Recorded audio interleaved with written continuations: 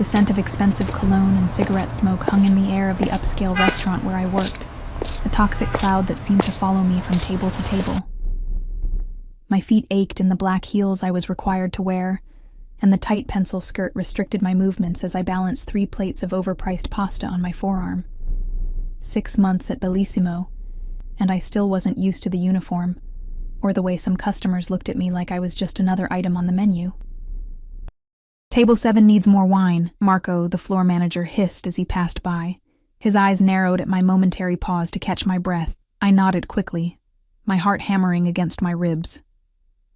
6 more hours of this shift. 6 more hours until I could pick up Emma from my neighbor's apartment and hold my 4-year-old daughter close, breathing in the scent of her strawberry shampoo instead of this suffocating mix of perfume and desperation. The restaurant buzzed with Friday night energy. Couples on dates, businessmen making deals over bourbon, wealthy families celebrating milestones with no regard for those serving them. I kept my head down, trying to be invisible while still being attentive enough to earn decent tips. Every dollar mattered now that I was on my own. "Excuse me, miss?" A woman with diamond earrings the size of grapes raised a manicured finger. "This risotto is overcooked. I'm so sorry, ma'am. I'll have the kitchen prepare a new one right away."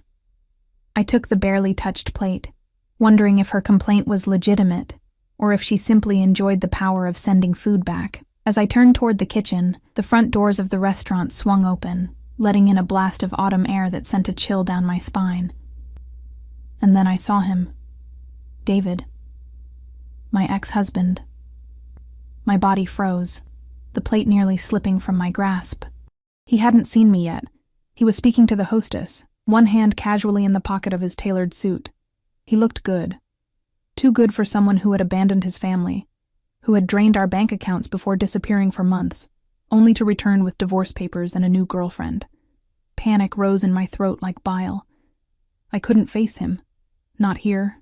Not now. Not in this humiliating uniform while he stood there looking like he owned the world he'd stolen from me. I scanned the room desperately for an escape route, but the kitchen was on the other side of the dining area. I'd have to walk right past him. The hostess was checking the reservation book. Any second now, she would lead him to a table, and he would see me. His eyes would widen in mock surprise, and then that smirk would appear, the one that said he'd won, that he was dining at a 5-star restaurant while I was serving in it.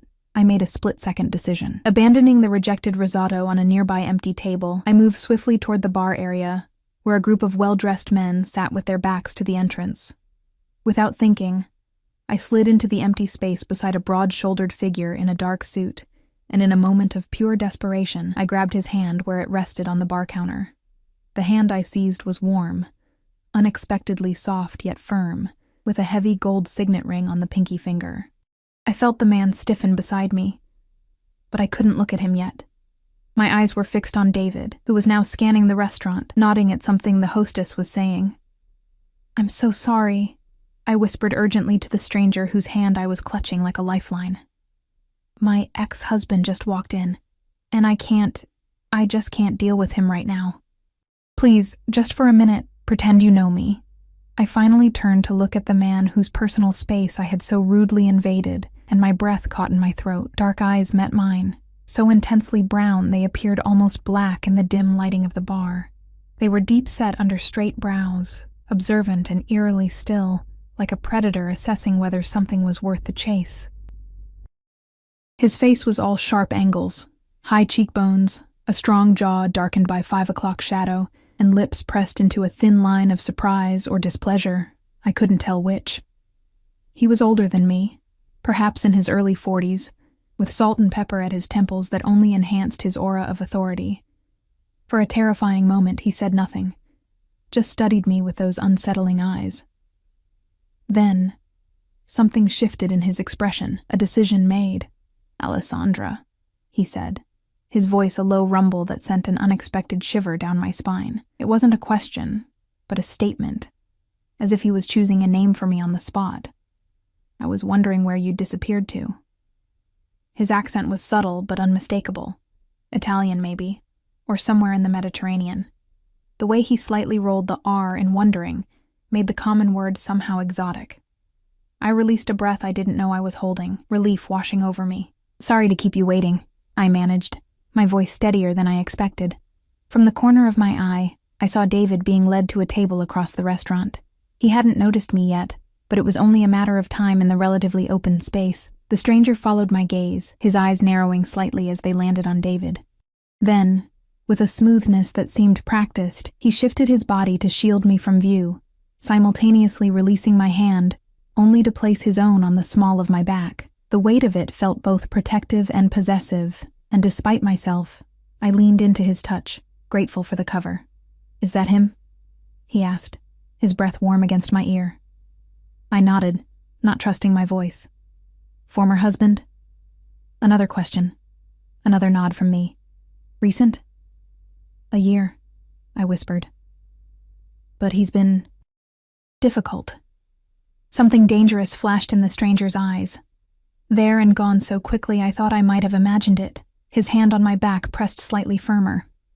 "Vincent," a voice called from behind us, and I noticed for the first time that the other men at the bar were watching our interaction with curious eyes. One of them, a tall man with a scar running along his jawline, seemed particularly interested, his gaze calculating as it moved between us. "Not now, Enzo." My unexpected savior, Vincent, replied without looking away from me. His tone left no room for argument, and the man named Enzo immediately backed down, turning to mutter something to the others. I became acutely aware of the strange dynamic I had stumbled into. These weren't ordinary businessmen having drinks after work. There was something about their posture, the deference they showed to Vincent, the way other patrons seemed to give their group a wide berth without even realizing they were doing it. "Your name," Vincent said softly, his eyes still holding mine. "Your real one." I hesitated. Giving my name to a stranger felt suddenly intimate, dangerous even, but he had already helped me without question, and I was still clutching his arm like it was a piece of driftwood in a stormy sea. "Lily," I said finally. "Lily Cooper." Something like approval flickered across his face. "Lily," he repeated, as if testing how it felt on his tongue. "You work here?" I nodded, suddenly embarrassed by my waitress uniform, by the desperate situation that had led me to grab this clearly powerful man's hand. "I should get back to, you're afraid," he interrupted, his observation cutting through my attempt to retreat. "Not just of seeing your ex. You're afraid of something else." It wasn't a question, but the accuracy of his assessment startled me. How could he possibly know about the overdue rent, the threatening letters from David's lawyer about custody, the nights I lay awake wondering how I'd ever rebuild the life that had been shattered? Before I could respond, I saw David stand up from his table, heading in the direction of the restrooms, which would bring him right past the bar. "He's coming this way," I whispered, panic rising again. Vincent's response was immediate and unexpected. He raised his hand, and with a subtle gesture I almost missed, the man named Enzo moved smoothly to intercept David's path, appearing to accidentally bump into him and engage him in conversation, steering him toward a different route to the restrooms. I stared at Vincent in shock. "How did you need to leave?" he asked, ignoring my unfinished question. I can't. My shift doesn't end for hours, and I need this job. I need the money." The admission tasted bitter on my tongue.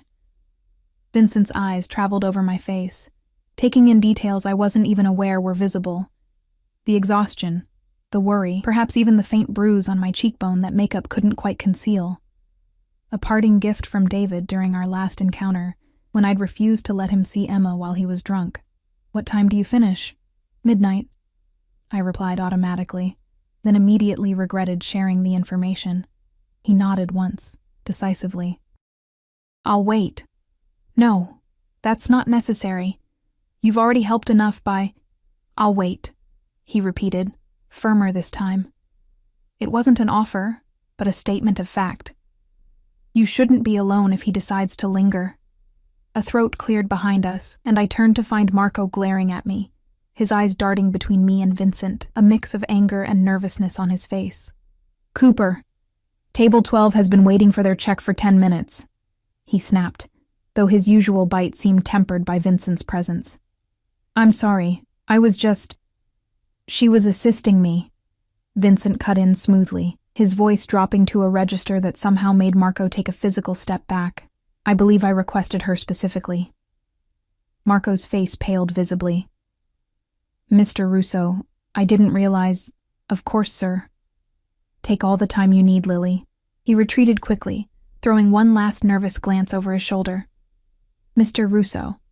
The name meant nothing to me, but it clearly meant something to Marco, who had never before addressed me by my first name or shown any flexibility with break times. You know my boss? I asked, confusion momentarily overriding my anxiety about David. A slight smile touched Vincent's lips, but didn't reach his eyes. I know many people in this city. It wasn't really an answer, but the way he said it made me certain I wouldn't get a clearer one. I really should get back to work, I said, reluctantly pulling away from his protective proximity. But thank you, truly. Vincent reached into his suit jacket and pulled out a business card, pressing it into my palm. It was heavy, cream-colored cardstock, with just a name and phone number embossed in dark ink. Vincent Russo. If he approaches you, call this number immediately, he said, closing my fingers around the card.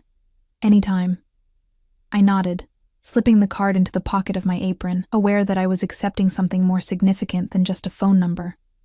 The weight of his gaze followed me as I returned to my duties, somehow both comforting and unsettling. For the rest of my shift, I moved through the restaurant in a daze, hyper-aware of two things.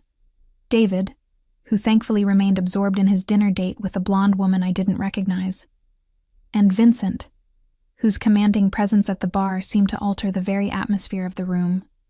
Occasionally, our eyes would meet across the space, and each time, a strange current would pass through me, a mixture of gratitude, curiosity, and something else I couldn't quite name, something dangerous. What I didn't realize then, as I delivered plates and filled wine glasses with trembling hands, was that in my moment of desperate need, I hadn't just grabbed any stranger's hand. I had grabbed the hand of Vincent Russo, a man whose name was whispered in fear throughout the city, whose business dealings were never discussed in the open, and whose enemies had a habit of disappearing without a trace. I had grabbed the hand of a Mafia boss, and unknowingly, I had just entangled my fate with his. As midnight approached, my anxiety spiraled with each passing minute. Vincent and his men had left the bar area an hour earlier, moving to a private dining room in the back of the restaurant. I told myself it was relief I felt at his departure, relief that I could focus on my job, relief that the inexplicable tension coiling in my stomach whenever his dark eyes found mine had dissipated. But as I counted out my tips in the break room, barely enough to cover Emma's daycare for 3 days, I couldn't deny the disappointment weighing on me. He had said he would wait, and I had believed him. The realization that I had put stock in a stranger's words made me angry at myself.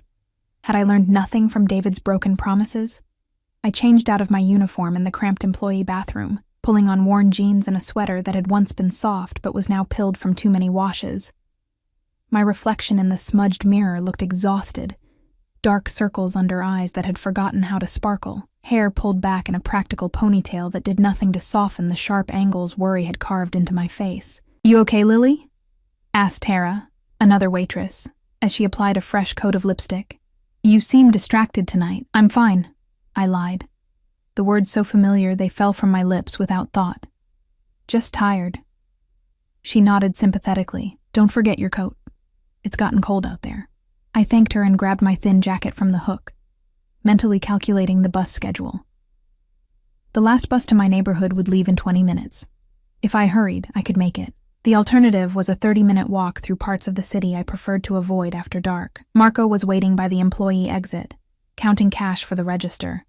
He looked up as I approached, his usual disdainful expression replaced by something that resembled respect or fear. "Cooper," he said, clearing his throat. "Mr. Russo left this for you." He handed me an envelope, thick and heavy. I stared at it, uncomprehending. "What is it?" Marco shrugged, though his eyes remained fixed on the envelope. "He said you'd need a ride home." Before I could respond, the door beside us opened, letting in a blast of cold air along with the tall man I recognized as Enzo from earlier. Without the dim lighting of the bar, I could see his features more clearly. The scar on his jaw was longer than I'd realized, running from his ear almost to his chin, and his eyes were a startling pale blue against his olive skin. "Ms. Cooper," he said with a slight nod. "Mr. Russo sent me to drive you home." My pulse quickened. "That's not necessary. I can take the bus." Enzo's expression didn't change. "The last bus left 10 minutes ago." I checked my watch and alarm. He was right. I'd lost track of time counting tips, and now I was stranded.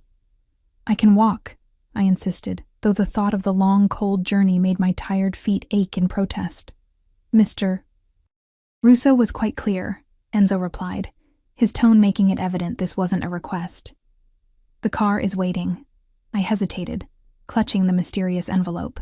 Every instinct told me to decline, to maintain the boundary between my desperate world and whatever dangerous realm Vincent inhabited.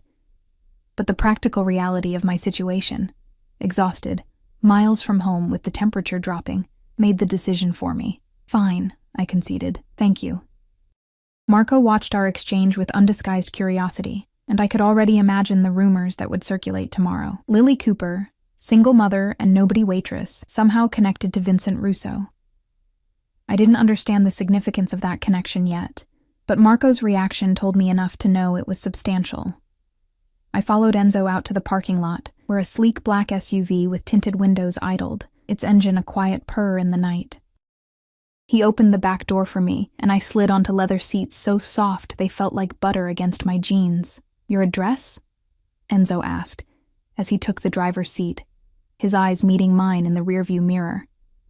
I hesitated again, the thought of this man, this stranger, knowing where my daughter and I lived, making my skin crawl, but he waited patiently, offering no pressure or threat, simply expecting my compliance. Finally, I gave him my address, watching his face for any reaction to the neighborhood, one of the poorest in the city, where rent was just barely within my means. His expression remained impassive as he pulled out of the parking lot. In the privacy of the back seat, I opened the envelope Marco had given me. Inside was a stack of cash, more money than I made in 2 weeks of shifts, and a note written in elegant, slanted handwriting. "For your trouble tonight. The car will take you home safely. VR." I stared at the money in shock, then quickly stuffed it back into the envelope, my cheeks burning with a mixture of humiliation and anger. Did he think I had fabricated the situation with David as some kind of con? Or worse, did he think I was the kind of woman who could be bought? "I can't accept this," I said, my voice tight as I addressed Enzo's reflection.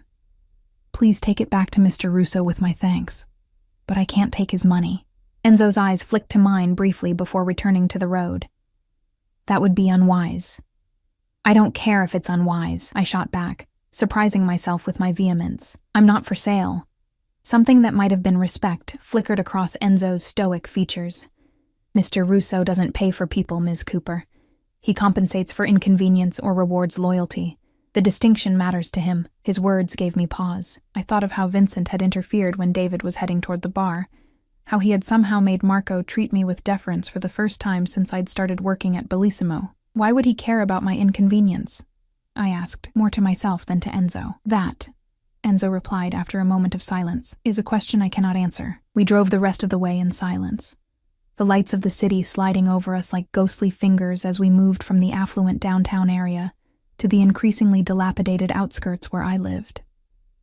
When Enzo finally pulled up in front of my apartment building, a tired 5-story walk-up with graffiti decorating its lower walls, he stepped out to open my door with the same formal courtesy he might have shown to someone arriving at a gala. "Mr. Russo would appreciate if you kept the envelope," he said as I stepped out, the cold night air immediately seeping through my thin jacket. "Consider it a gesture of goodwill." I clutched the envelope, conflicted. The money inside would cover next month's rent with enough left over for new winter boots for Emma. The practical part of me, the mother part, couldn't justify refusing it out of pride. "Thank him for the ride," I said finally, neither accepting nor rejecting the money outright. "And for earlier."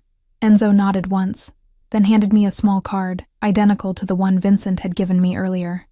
"Mr. Russo's private number. He suggested you keep it somewhere safe."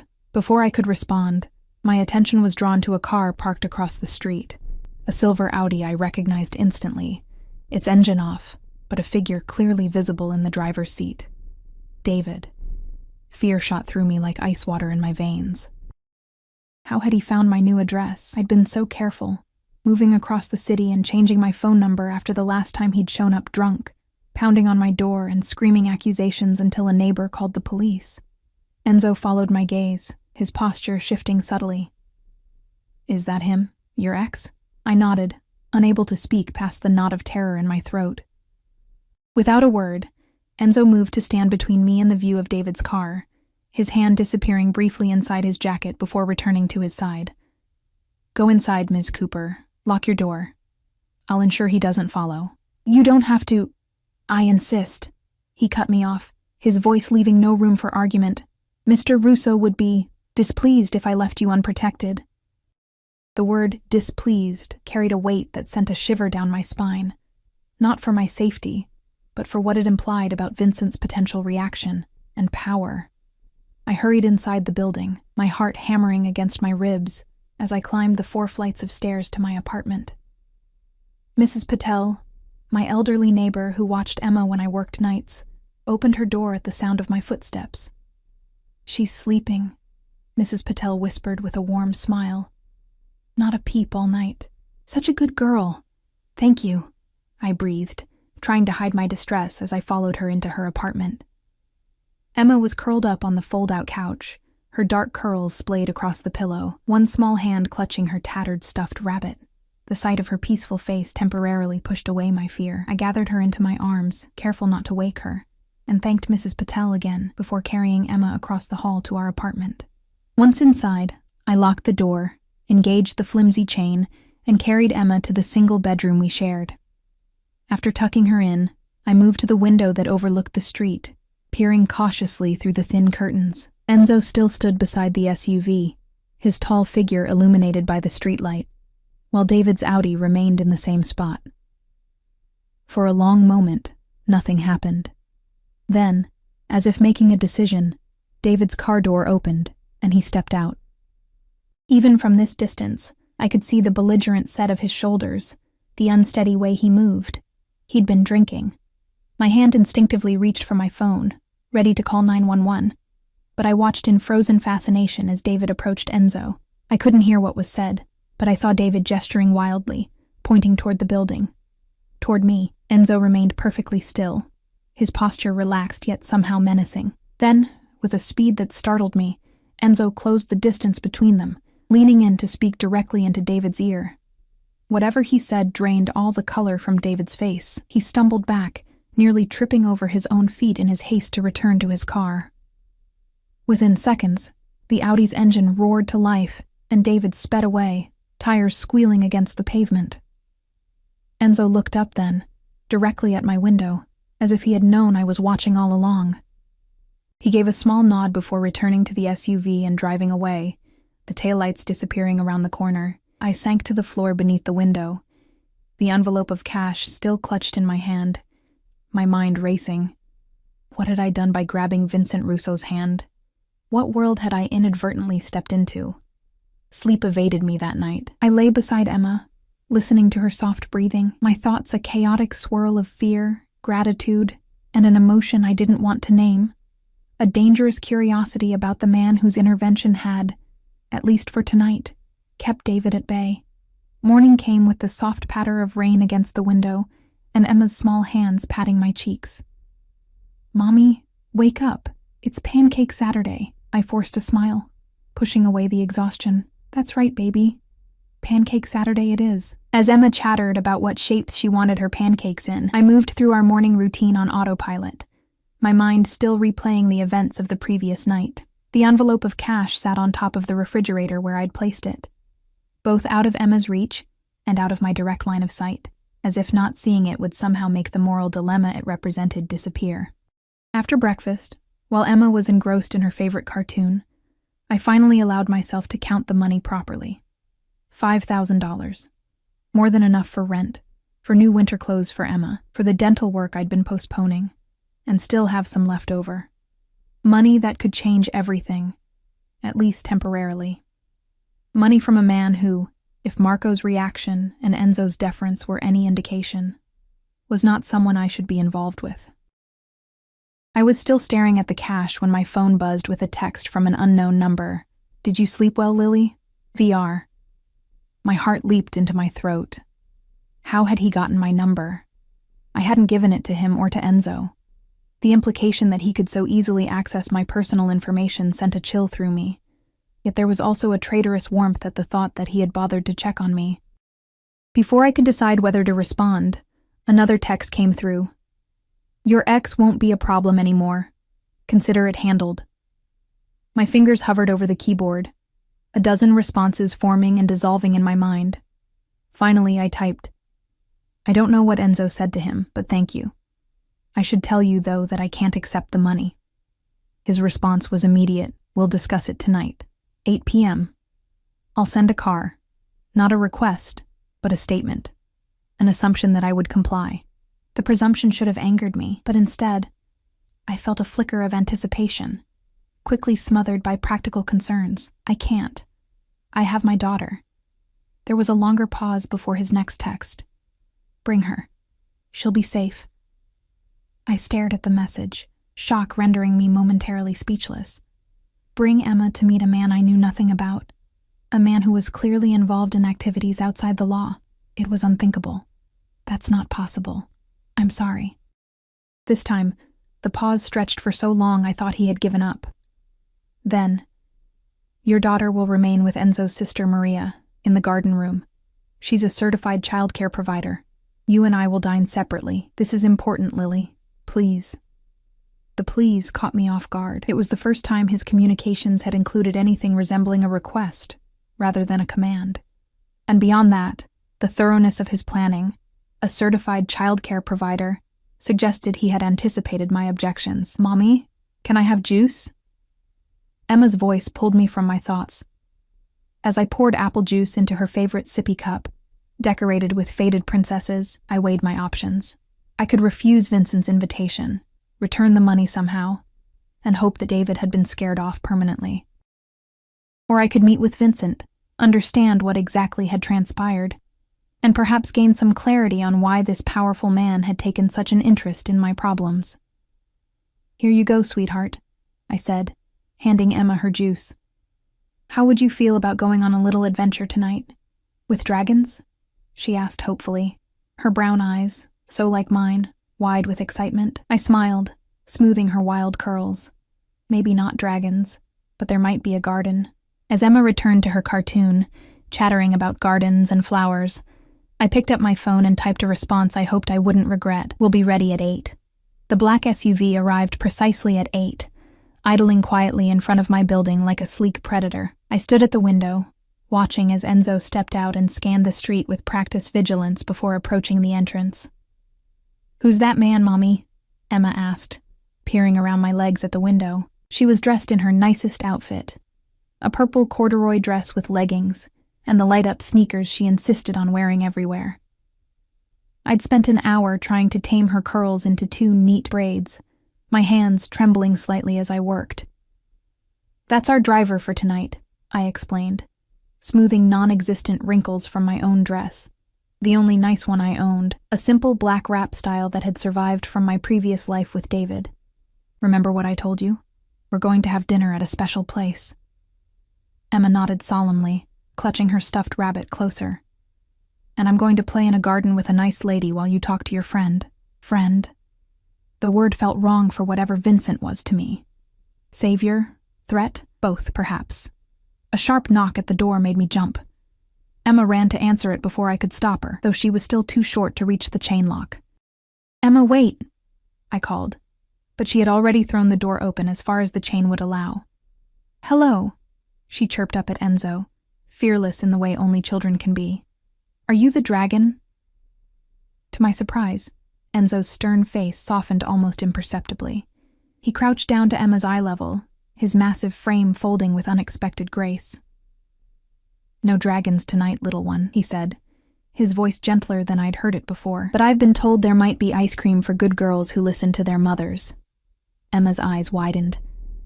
"I'm a very good listener," she declared, then turned to me. Aren't I, Mommy?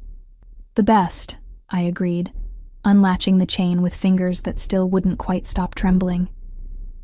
Emma, this is Mr. Enzo. Enzo, my daughter Emma. Enzo nodded at me, then returned his attention to Emma. It's a pleasure to meet you, Miss Emma. Shall we go? The car is waiting. Is it a princess car? Emma asked, slipping her small hand trustingly into Enzo's massive one. Something like that, he replied, the faintest hint of amusement in his voice. I grabbed my purse and Emma's small backpack, which I'd packed with her favorite coloring books and a change of clothes, a habit from years of preparing for David's unpredictability. As I locked the apartment door behind us, a voice in my head screamed that I was making a terrible mistake. What kind of mother brings her child to meet a man like Vincent Russo? But another voice, quieter yet more insistent, reminded me that for the first time in over a year, David had backed down. For the first time, I'd seen genuine fear in the eyes of the man who had terrorized me since our divorce, and that alone made me willing to step into the unknown. The SUV was even more luxurious than I remembered, with plush leather seats and darkened windows that concealed the interior from outside eyes.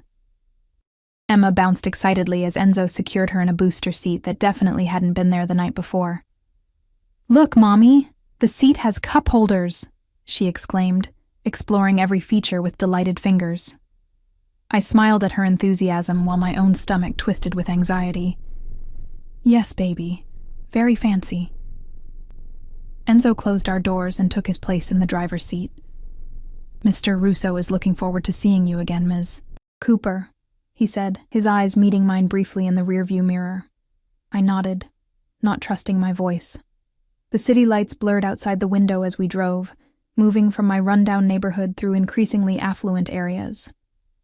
Emma pressed her face against the glass, entranced by the glittering storefronts and towering buildings. "Where are we going?" I finally asked, as we turned onto a tree-lined avenue in the city's most exclusive district. "Mr. Russo's residence," Enzo replied simply. "His residence. Not a restaurant or public place, but his home." The intimacy of the invitation wasn't lost on me, nor was the vulnerability it created. In a restaurant, I could walk out if needed.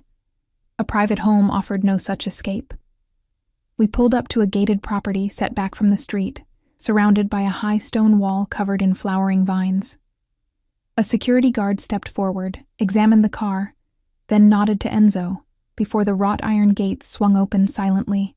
The driveway curved through manicured gardens before revealing a house that took my breath away. A modern mansion of glass and stone, its windows glowing with warm light against the darkening evening sky. It wasn't ostentatious like some of the neighboring properties, but its quiet elegance spoke of immense wealth and refined taste. "Wow," Emma whispered, her eyes wide. "Is this where the king lives?" A lump formed in my throat. "Something like that, sweetheart." Enzo parked at the front entrance, where stone steps led up to massive double doors. Before he could exit to open our doors, one of them swung open and a woman emerged, petite with olive skin and dark hair pulled into a neat bun. She wore simple black pants and a crisp white blouse, her only adornment a delicate gold cross at her throat. "You must be Lily," she said warmly as Enzo helped us from the car. "And this beautiful girl must be Emma. I'm Maria." Her accent was similar to Vincent's but slightly stronger, her words musical and flowing. Emma, suddenly shy, pressed against my leg, but offered a small wave. "It's nice to meet you," I said, extending my hand. "Thank you for watching Emma tonight." Maria took my hand in both of hers, her touch warm and reassuring. "It's my pleasure. Vincent told me she's a special little girl." She crouched down to Emma's level. "I have a garden room with flowers that light up at night, and there's a special teddy bear waiting who needs a friend. Would you like to meet him?" Emma's shyness evaporated instantly. "Yes, please. Can I, Mommy?" I hesitated, still uncertain about separating from my daughter in this unfamiliar place. Maria seemed to sense my concern. "The garden room is just through there," she said, pointing to a glass-walled space visible from the entrance hall. "You can see us the entire time, and there are security cameras in every corner. Emma will be perfectly safe with me." The mention of security cameras should have been comforting, but it only reinforced the strangeness of my situation. What kind of life required such constant surveillance? Go ahead, baby, I said finally, bending to kiss Emma's forehead. I'll be right here if you need me. I'll be fine, Mommy, Emma said, with the exasperated confidence of a child who believes herself much older than her years. You go talk to your friend now. She skipped off with Maria, chattering about light-up flowers and teddy bears, leaving me standing in the vast entrance hall with Enzo, who cleared his throat. Mr. Russo is waiting in the library. This way, please. He led me through the house, each room we passed more impressive than the last. Soaring ceilings, museum-quality artwork, furniture that managed to be both clearly expensive and genuinely comfortable looking. Nothing ostentatious or gaudy, just quiet, confident wealth. We paused outside a set of wooden double doors, intricately carved with a pattern of leaves and vines. Mr. Russo values his privacy, Enzo said, his voice low. What you see and hear tonight should remain between you and him. It wasn't quite a threat, but the message was clear. I understand, I replied, though I wasn't sure I did. Not really. Enzo nodded, apparently satisfied, and opened one of the doors, gesturing for me to enter. The library was breathtaking. 2 stories of bookshelves reaching toward a coffered ceiling, a spiral staircase of wrought iron connecting to a balcony that circled the upper level. A fire crackled in a stone fireplace at one end, casting dancing shadows across leather-bound volumes and illuminating the man who stood before it. Vincent Russo turned as I entered, and my heart stuttered in my chest. Outside the dim lighting of the restaurant, he was even more striking, tall and broad-shouldered in a charcoal suit that fit him perfectly.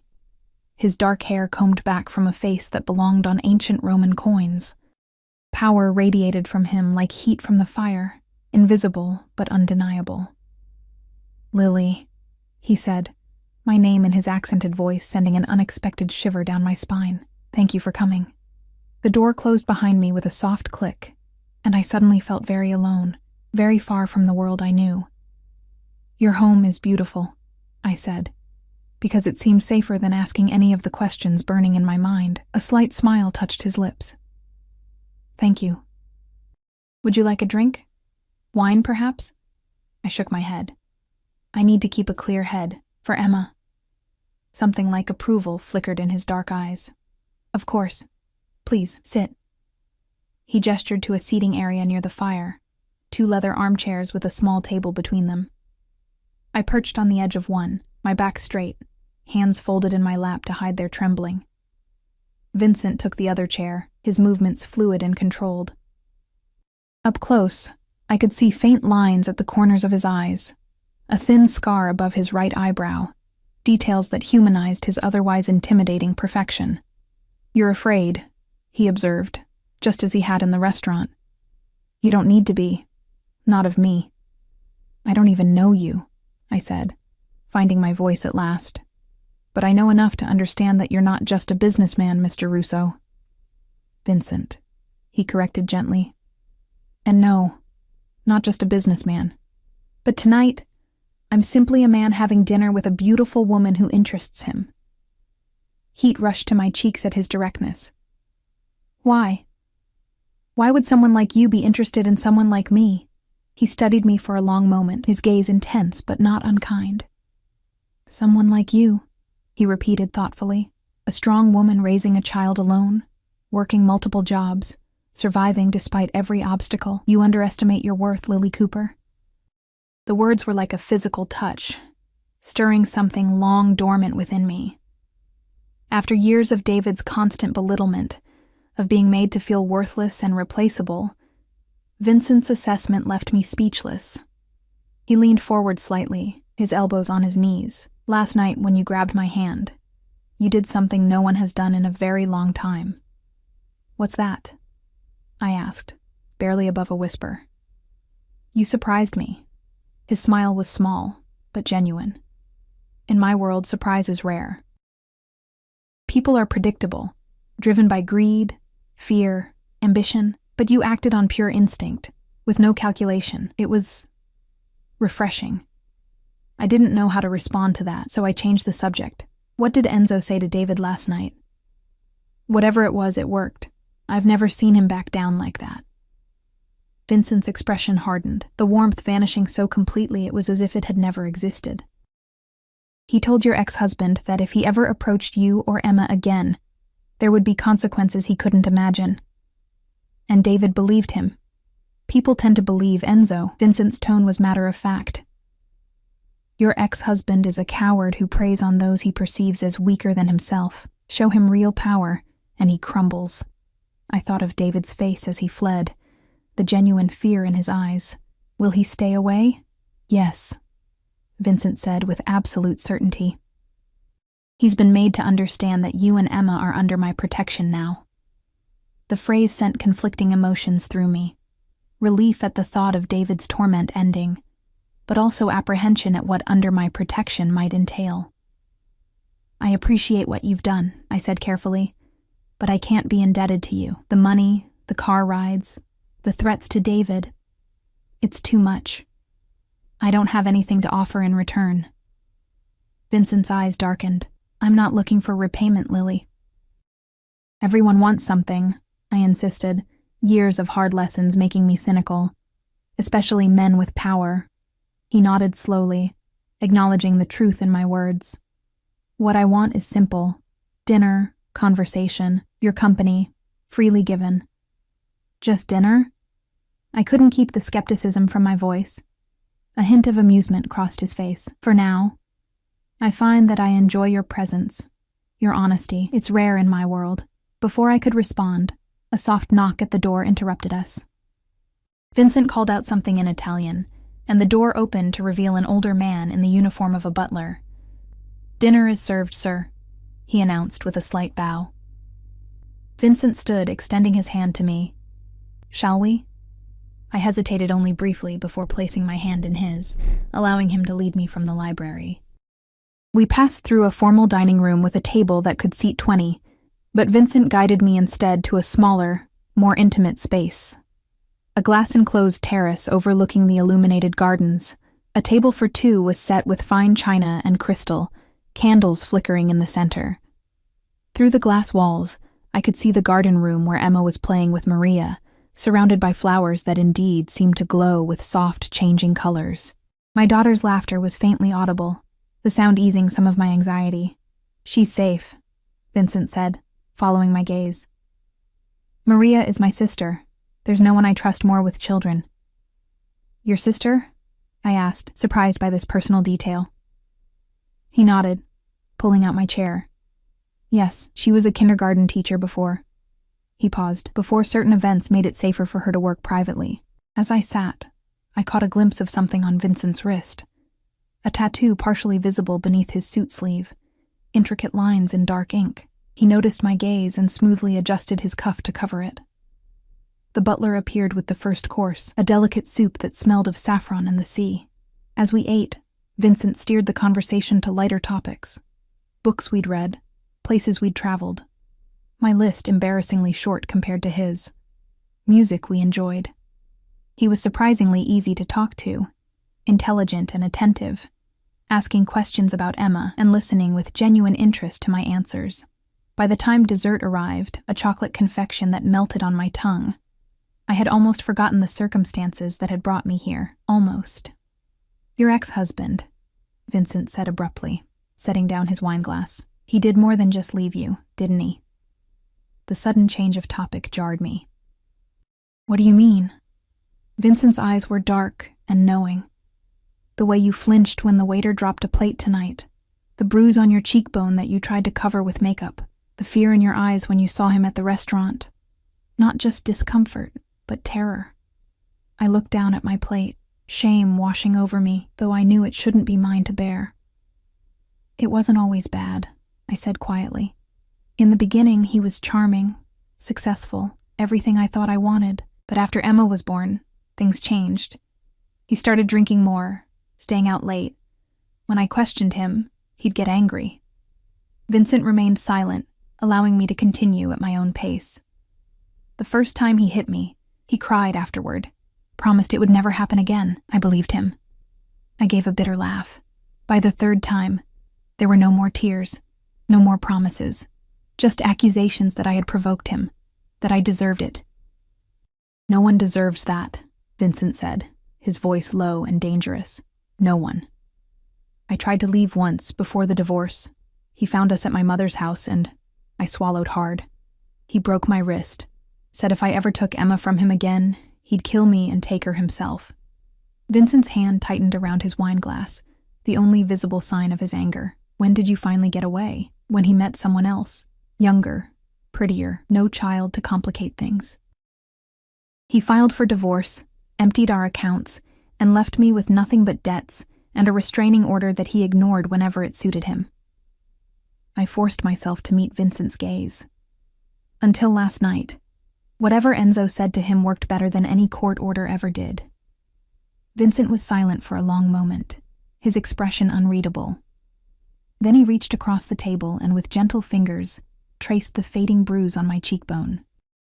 "This will never happen again," he said, each word weighted with promise. Not while I draw breath. The intensity in his voice, in his eyes, should have frightened me.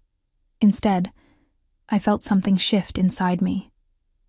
A wall crumbling. A door opening to possibilities I'd thought forever closed. "Why?" I whispered. "Why would you do this for a stranger?" Vincent withdrew his hand slowly, his fingers lingering for a heartbeat longer than necessary. Perhaps I'm tired of only interacting with people who want something from me. Perhaps I saw something in you that reminded me of who I was before. He gestured vaguely, encompassing his wealthy home, his position, the life he led.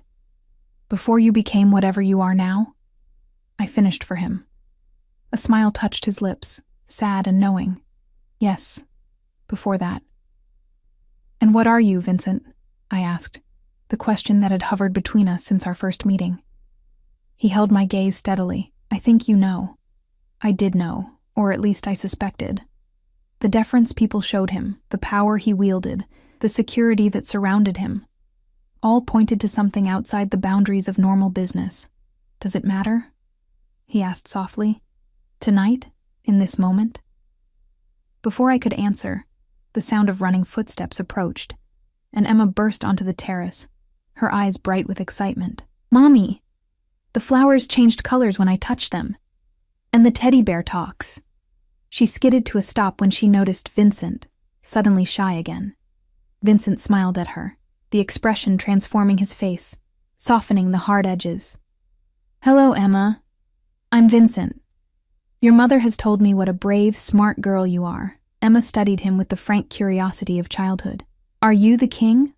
This looks like a castle," Vincent laughed, a rich, warm sound I hadn't heard from him before. "Not a king, no. Just a man with a big house." "Emma!"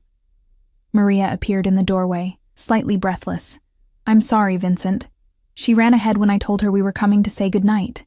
"It's fine, Maria," Vincent assured her, his eyes still on Emma. "Miss Emma is welcome anywhere in my home." Emma beamed at this pronouncement, then yawned widely, the excitement of the evening catching up with her. "I think it's past someone's bedtime," I said, standing and smoothing Emma's wild curls, which had mostly escaped their braids. "Can we come back tomorrow?" Emma asked sleepily, leaning against my leg. "I want to see the flowers again." I glanced at Vincent, uncertain how to respond. To my surprise, he crouched down to Emma's eye level, his movements careful, as if trying not to frighten her. "The flowers will be here whenever you want to see them," he told her seriously. "You and your mother are always welcome." Emma nodded, satisfied with this answer, and allowed Maria to lead her away to wash her hands before we left. As their footsteps faded, Vincent turned to me. "She's remarkable," he said. "She has your spirit." "Thank you," I replied, warmth spreading through my chest at his praise of my daughter. "She's everything to me." Vincent nodded, understanding in his eyes. "Family is everything," he agreed, and something in his tone suggested he meant this as more than just a platitude. As we walked through the house toward the entrance, Vincent slightly ahead of me, I noticed for the first time a subtle limp in his gait. Barely perceptible, but there if you were looking closely. Another humanizing detail about this enigmatic man. At the door, Emma was already half asleep in Maria's arms. Vincent instructed Enzo to bring the car around, then turned to me. "I'd like to see you again, Lily." he said, his voice low enough that only I could hear. Not out of obligation or gratitude, just you and me, getting to know each other better. I should have said no. I should have thanked him for his help and walked away from whatever dangerous world he inhabited. But standing there in the warm light of his home, with Emma safe and David no longer a looming threat, I found myself nodding.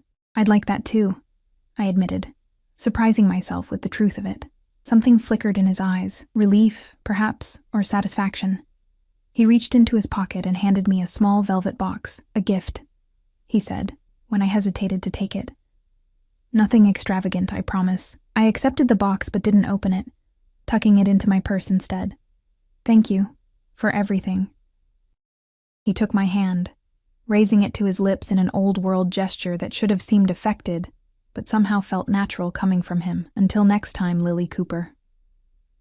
As Enzo drove us home through the quiet streets, Emma sleeping soundly beside me, I finally opened the velvet box. Inside was a delicate silver bracelet with a single charm, a tiny key. Attached was a small card with that now familiar slanted handwriting, for new beginnings. VR. I slipped the bracelet onto my wrist, the metal cool against my skin, and watched the city lights blur outside the window. I didn't know what tomorrow would bring, or where this unexpected connection with Vincent Russo might lead. All I knew was that for the first time in years, I felt something beyond fear and exhaustion. I felt hope. 3 months. It had been 3 months since that fateful night at Bellissimo, when I grabbed a stranger's hand out of desperation. 3 months of cautious text messages, elegant dinners, and careful navigation of boundaries.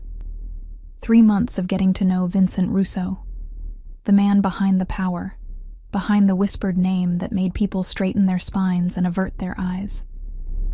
I still worked at the restaurant, though Marco had mysteriously promoted me to serving the private dining rooms, where the tips were better and the hours more flexible. I hadn't seen David since the night Enzo had confronted him outside my apartment building. According to my lawyer, paid for by Vincent despite my protests, David had abruptly dropped his custody claim and moved to the West Coast. The bracelet Vincent had given me rarely left my wrist, the tiny silver key a constant reminder of possibilities I was still afraid to fully embrace. "Mommy, when are we going to Vincent's house again?" Emma asked as I braided her hair for preschool. "Maria promised to show me how the fountain works next time." I smiled, securing the braid with a purple elastic. "Soon, baby. Vincent's been busy with work." It wasn't a lie. He'd been away on business for the past 2 weeks, though he still sent daily texts checking on us, and flowers had arrived every 3 days like clockwork. "Is he your boyfriend now?" Emma asked with the directness only a 4-year-old could manage. My hands faltered in her hair. "It's complicated, sweetie." "That's what grown-ups say when they don't know the answer," she replied wisely, making me laugh despite my discomfort with the question. The truth was, I didn't know what Vincent and I were to each other. We had shared meals, conversations, even a few brief touches, his hand on the small of my back, my fingers brushing his when he handed me a glass of wine. But he had never pushed for more, had respected the careful distance I maintained, even as something undeniable grew between us. I knew what he was, or at least I had pieced together enough.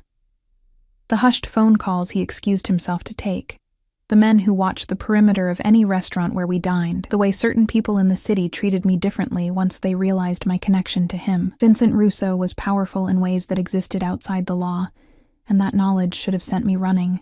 But there was another side to him, the man who listened intently when I spoke of my dreams of returning to college someday, who remembered Emma's favorite ice cream flavor, who spoke of his deceased parents with such raw grief it made my heart ache.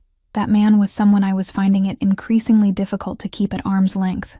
After dropping Emma at preschool, I returned to our apartment to find a sleek black envelope propped against our door. My name was written across it in Vincent's distinctive handwriting. Inside was a single sheet of heavy cream stationery. "Lily, I've returned early and would very much like to see you. There are matters we need to discuss. Enzo will pick you up at 7 p.m., if that's agreeable. Emma is welcome, as always. But if you prefer, Maria can come to your apartment instead. Vincent." The formality of the note, so different from his usual warm texts, sent a ripple of unease through me. Matters we need to discuss sounded ominous, final. Had he grown tired of my hesitation? Of the complicated logistics of dating a single mother? Or was it something else entirely?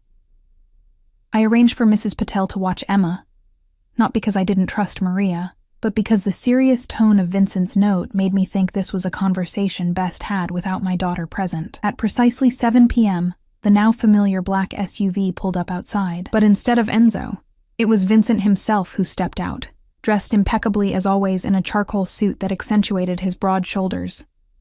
My heart stuttered at the sight of him, a reaction I could no longer pretend was simply gratitude or fascination. "Vincent," I said as I approached, suddenly conscious of my simple dress and minimal makeup. "I wasn't expecting you to come yourself." He took my hand, his touch sending warmth up my arm. "I wanted to see you as soon as possible." His dark eyes scanned my face, as if searching for something. "You look beautiful, Lily. You always do." In the car, a tense silence settled between us. Vincent seemed preoccupied, his usual attentiveness replaced by a distant expression as he gazed out the window. "Is everything all right?" I finally asked as we drove past the city limits, heading north along the coast. "Your note seemed serious." He turned to me, his expression softening. "I'm sorry if I worried you." "Yes, there are serious matters to discuss, but nothing for you to fear." He hesitated, then added, "I thought we might talk somewhere more private than my home or a restaurant." We arrived at a secluded beach house perched on cliffs overlooking the ocean. Unlike Vincent's city mansion, this place was smaller, more intimate, a modern structure of glass and weathered wood that seemed to grow naturally from the rocky landscape. "This is beautiful," I said, as he led me inside, where a fire already burned in a stone hearth. Floor-to-ceiling windows framed the darkening sky and the restless sea below. "It was my mother's favorite place," Vincent said quietly. "I come here when I need to think, to remember who I am beneath everything else." The personal revelation touched me. Vincent rarely spoke of his past, and each small glimpse felt like a precious gift. He poured 2 glasses of wine and gestured for me to join him on a low couch facing the windows. As I sat, the bracelet he'd given me caught the firelight, the little key gleaming. "You wear it," he observed, a note of pleasure in his voice. "Every day," I admitted. "It reminds me of possibilities." Vincent's eyes darkened at my words. He set his wine glass down untouched and turned to face me fully. "Lily," he began, his voice low and serious, "these past months have been unexpected. When you grabbed my hand that night, I could never have imagined where it would lead." My heart began to race, fear and anticipation mingling in my chest. "And where has it led, Vincent?" He took a deep breath. "I find myself thinking of you constantly, of your strength, your grace, your fierce love for your daughter. I've known many people in my life, Lily, but none like you." His words wrapped around me like a warm embrace, but the tension in his shoulders told me there was more. "But there are things about me, about my life, that I've kept from you," he continued. "Not out of deception, but out of hope that I could be. For you, just a man, not everything else that I am." "I know what you are, Vincent," I said softly. "Or at least, I've guessed enough." His eyes widened slightly in surprise. "You're in organized crime," I continued, the words strange on my tongue yet undeniably true. "The way people defer to you, the security, the power you wield, it's obvious if one is paying attention." Vincent's expression grew guarded. "And knowing this, you've still allowed me into your life? Into Emma's life?" "I've struggled with it," I admitted. "Every day, I tell myself I should end this, whatever this is between us, that I should take Emma and disappear before we get any deeper into your world." Pain flashed across his face. "And is that what you've decided to do?" I looked down at the tiny key on my wrist. "If I were smarter, perhaps, but no." I raised my eyes to his. "Despite everything, I find myself unable to walk away from you, Vincent Russo." The relief that flooded his features was palpable. He reached for my hand, entwining our fingers. "There's something else I need to tell you. The real reason I asked you here tonight." I tensed, preparing myself for some terrible revelation. "I'm leaving this life," he said simply. Of all the things I had expected, this wasn't one of them. What do you mean? Vincent's thumb traced circles on my palm as he spoke. For the past year, I've been carefully extracting myself from certain business interests, transferring control to trusted lieutenants, legitimizing what can be legitimized, severing ties with what cannot. Why? I asked, stunned by the revelation. Initially because I was tired. Tired of looking over my shoulder, tired of wondering which friend might become an enemy tomorrow. His eyes met mine, intense and vulnerable. But these past months, since meeting you and Emma, the urgency has increased. I want something different, Lily, something I never thought possible for someone like me. Hope bloomed in my chest, fragile and terrifying. What do you want, Vincent? A life where I can take you and Emma to dinner without bodyguards watching every exit. A life where I don't have to shield you from parts of who I am. His voice dropped lower. A life with you, if you'll have me. The sincerity in his eyes took my breath away. Can you really walk away from everything? Is that even possible? It's nearly done, he said. There are complications, risks, which is why I've kept this from you until now. I didn't want to offer you promises I couldn't keep. What risks? I asked, suddenly afraid for him in a way I hadn't been before. Vincent's expression darkened. Not everyone is happy with my decision. There are those who see it as weakness, as betrayal. There was an incident last week, an attempt to dissuade me. Fear clutched at my heart. Were you hurt? No, he assured me quickly. But it's why I came back early, why I needed to see you, to make sure you and Emma were safe, and to ask you something important. He shifted, reaching into his pocket to withdraw a small box, similar to the one that had held the bracelet, but smaller still. My breath caught in my throat. I'm not offering marriage, not yet, he said, correctly reading my expression. That would be presumptuous, given all that remains unresolved. But I am offering a promise. He opened the box to reveal a ring. Not a diamond, but a deep blue sapphire set in platinum, elegant and understated. This was my grandmother's, Vincent explained. She gave it to me before she died and told me to give it only to a woman of true strength and courage. His eyes held mine, intense and earnest. I can think of no one who embodies those qualities more than you, Lily. Vincent, I whispered, overwhelmed by the gesture and all it implied. I'm asking for your patience while I finish what I've begun, he continued. For your trust that I can become the man you and Emma deserve. And when it's done, if you still want me, then we can discuss more permanent arrangements. Tears blurred my vision. You're really leaving it all behind? For us? He took my face in his hands, his touch infinitely gentle. For us. For the chance at a life I never thought I could have. But Lily, you need to understand, there may be danger in the transition. I've taken precautions, but I can't guarantee absolute safety. Is that why you brought me here instead of your home? You're worried someone might target me to get to you? Vincent nodded grimly.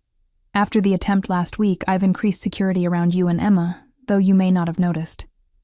Enzo's men have been watching your apartment, your workplace, Emma's preschool.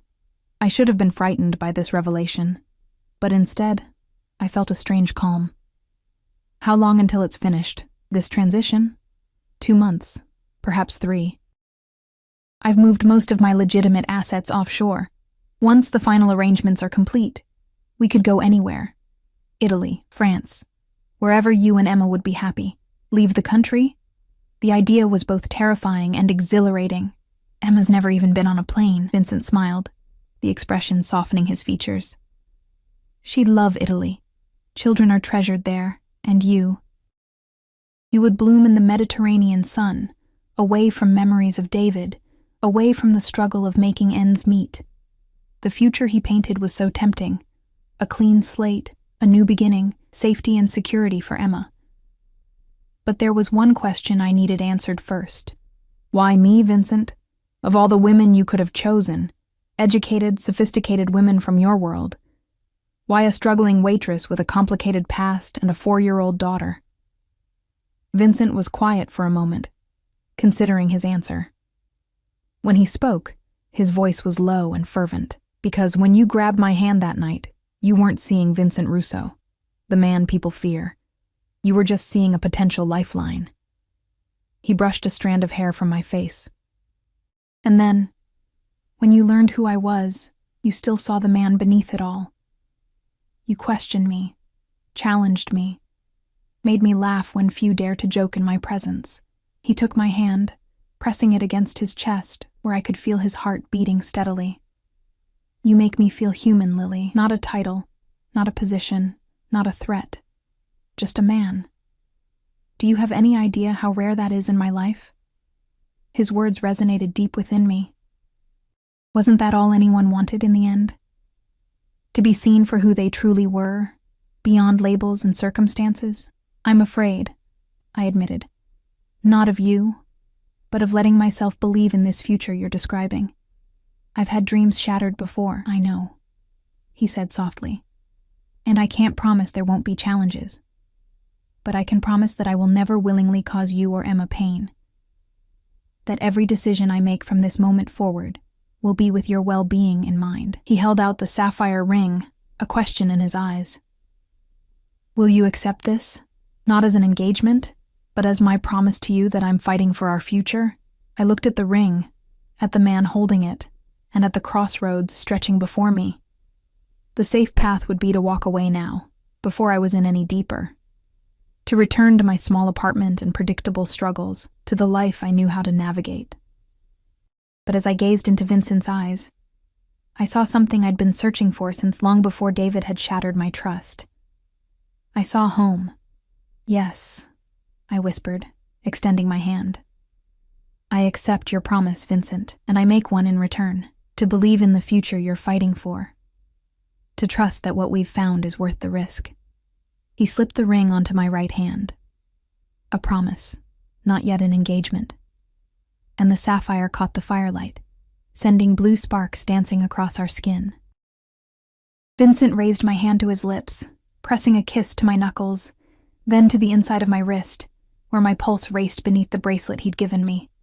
Lily, he murmured, my name a prayer on his lips, and then, finally, after months of careful distance and restrained touches, Vincent kissed me. His lips were warm and firm against mine, his hand cradling my face with a tenderness that made my heart ache. I melted into him, all my doubts and fears temporarily silenced by the rightness of being in his arms. When we parted, breathless and dizzy, the world outside had darkened completely, leaving only our reflections in the glass and the distant shimmer of stars above the ocean. I should take you home, Vincent said reluctantly, his forehead resting against mine. Emma will be waiting. The mention of my daughter brought reality rushing back, the complications, the dangers still unresolved, but instead of fear, I felt a newfound determination. 2 months, I said, touching the sapphire on my finger. We can be careful for 2 months. Vincent nodded, his eyes serious again. Until then, there will be rules to keep you safe. I'll explain everything on the drive back. As we left the beach house, Vincent's arm protective around my waist, I caught a glimpse of movement in the darkness, a figure near the tree line, then another by the cars. Vincent's security, watching over us even here. A reminder of the world he inhabited, the world he was fighting to leave behind. In the car, Vincent explained the security measures he'd implemented, the men watching our apartment, the secure phone he wanted me to carry, the safe house prepared if anything went wrong. I listened carefully, understanding that these precautions weren't signs of his world intruding on mine, but his way of shielding me from it while he dismantled his empire. And after? I asked as we approached the city limits. When it's over and wherever we decide to go, what then? Vincent's hand found mine in the darkness of the car, his thumb brushing over the sapphire. Then we begin again. I have legitimate businesses, hotels, restaurants, vineyards, enough to keep us comfortable without ever having to look over our shoulders. And if someone from your past finds us? If this doesn't end as cleanly as you hope? His grip tightened slightly. I've been careful, thorough. But if that happens, we'll face it together. I won't let anyone harm what we're building, Lily. Not ever. The fierce protectiveness in his voice should have frightened me. It spoke of capabilities I didn't want to contemplate. But instead, it comforted me. After years of feeling vulnerable, of being at David's mercy, the idea of someone fighting for me, for Emma, felt like finally reaching solid ground after treading water for too long. When we reached my apartment building, Vincent insisted on walking me to my door. In the dim hallway outside my apartment, he pulled me close one more time, his kiss deeper now, edged with a hunger we both knew would have to wait. 2 months, he whispered against my lips, and then a lifetime if you'll have me. I'll have you, I promised, the words carrying the weight of a vow. After he left, I stood in my small living room, the sapphire gleaming on my finger, and for the first time in years, I allowed myself to imagine a future without constant struggle, without fear. A future where Emma could grow up safe and cherished, where I might pursue the dreams I'd abandoned, where love didn't come with conditions or bruises. A knock at my door startled me from my reverie. Thinking Vincent had returned, I opened it without checking the peephole. A mistake. David stood in the hallway, his face flushed with anger or drink, possibly both. So it's true, he spat, pushing past me into the apartment before I could stop him. You're fucking the mob. Fear shot through me, but it was quickly replaced by anger. Get out of my home, I demanded, keeping my voice low so as not to wake Emma or disturb Mrs. Patel next door. You have no right to be here. David's eyes fixed on the sapphire ring, his face contorting with rage. I lose everything because of you. My daughter, my reputation, and you get rewarded with jewelry from criminals? How long have you been whoring yourself out to Russo? My hand moved instinctively to the secure phone in my pocket, but David grabbed my wrist, twisting until I gasped in pain. You think I don't know about his men watching this place? He hissed. I had to wait weeks for an opening, for them to get sloppy, but it was worth it to see for myself what kind of mother you've become. Let go of me, I said, my voice steady despite the fear coursing through me. Or I'll scream, and Mrs. Patel will call the police. David laughed, a bitter sound that raised the hairs on my neck. The police? You think they'll help the Mafia boss's whore? Something in me snapped at his words. After months of growing stronger, of learning my worth through Vincent's eyes, I refused to cower before David any longer. I am not afraid of you, I said, each word precise and clear. Not anymore. I twisted my arm sharply, breaking his grip with a move Enzo had taught me, just in case. David stumbled back, surprise replacing anger for a moment before his face darkened again. You stupid bitch, he snarled, lunging toward me. But before he could reach me, the door burst open. Enzo stood there, his imposing frame filling the doorway, his pale eyes assessing the situation in an instant.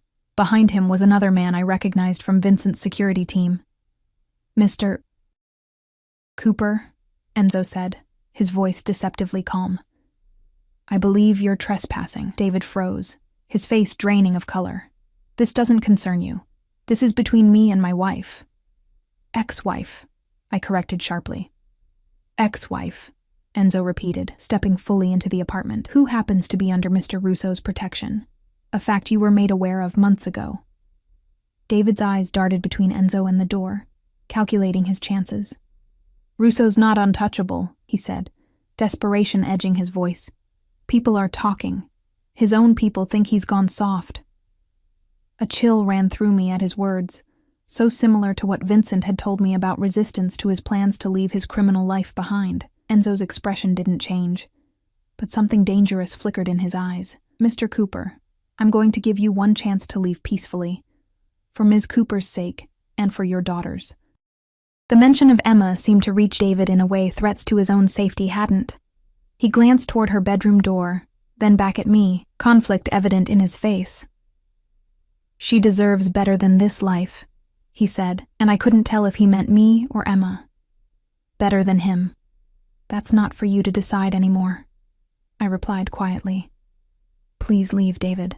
Don't make this worse than it already is. For a moment I thought he might refuse, might force Enzo's hand.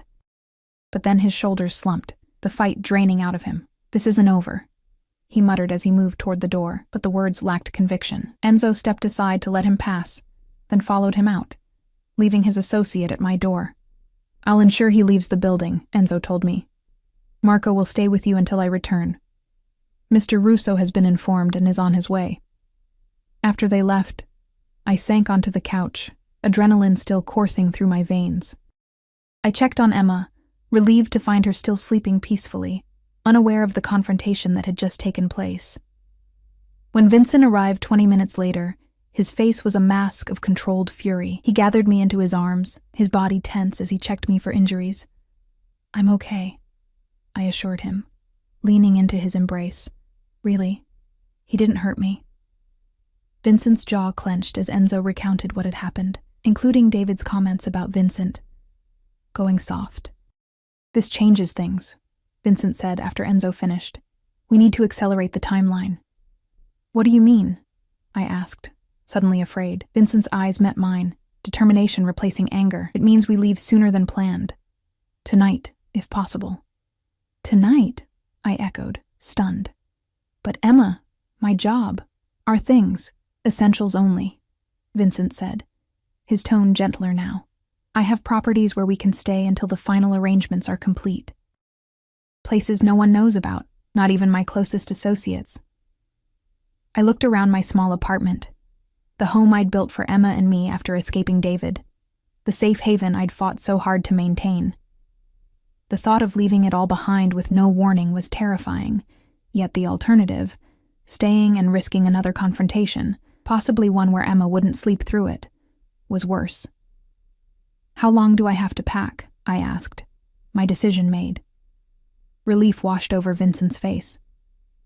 An hour. Take only what you and Emma absolutely need. Everything else can be replaced. As I moved through the apartment, filling a suitcase with clothes, Emma's favorite toys, our important documents, I felt a strange sense of liberation.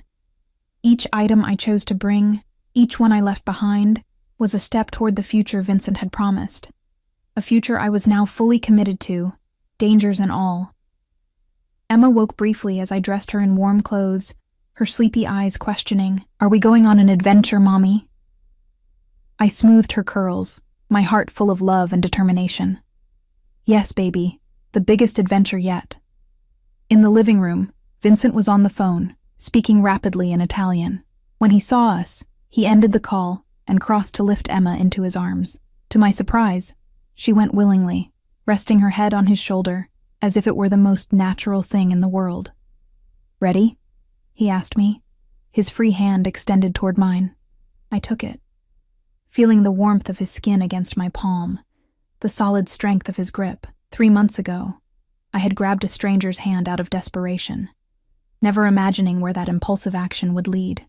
Now, I was taking that same hand by choice, walking willingly into an uncertain future that somehow felt more secure than any I had known before. "Ready," I confirmed, the sapphire on my finger catching the light as Vincent led us out of the apartment and toward our new beginning.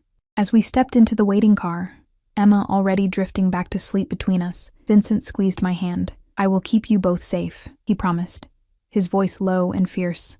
No matter what it takes. I believed him. Not because he was powerful or dangerous, but because in the depths of his dark eyes, I saw the same determination I felt in my own heart. The resolve to protect what we had found together. This unexpected love that had blossomed from a moment of desperation. The city lights faded behind us as we drove into the night, toward a future neither of us could have imagined 3 months ago. A future we would build together, step by step, day by day, leaving the shadows of our past behind. I had grabbed a stranger's hand to escape my ex-husband, not knowing he was a Mafia boss. But what I had found wasn't just protection or security. It was a second chance at love, at family, at happiness. And this time, I wouldn't let it slip away.